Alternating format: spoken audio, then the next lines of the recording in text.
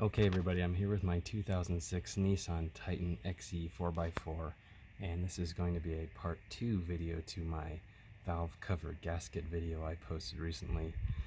I ask if you find this video helpful, please like and subscribe. It really helps me out with what I'm trying to do here, and I will show you what happened. I think I tried to save money this last time and just buy the gasket, and did the job. You can see it in my other video. And a few weeks later went and checked a spark plug, and that plug is covered in oil on the outside, not on the internal side.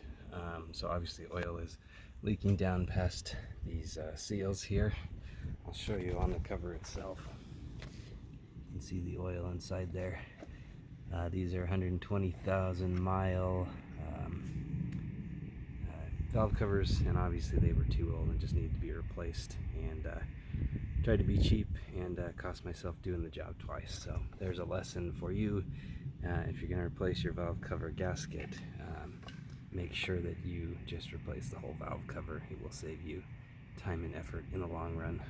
You can see these. I think this one's actually broken here. So if you want details on how to do the job itself, I have that posted in another video. If you see oil coming up on your valve cover or around your PCV valve, it's probably that the gasket is getting old and is going to require this job. It's not a bad job, but I do recommend that you replace the valve gasket cover, the valve gasket and the valve cover at the same time, and save yourself what I'm doing, which is doing it twice. So if you have questions, ask in the comments. I'll try to post the part number here on the valve cover. I got it from Rock Auto. I'm about an hour into this job, I think another hour on the turn, and I should be back to where I started. So yeah, like and subscribe if this helped you. I really appreciate you watching, and ask me any questions you have. Thanks everyone.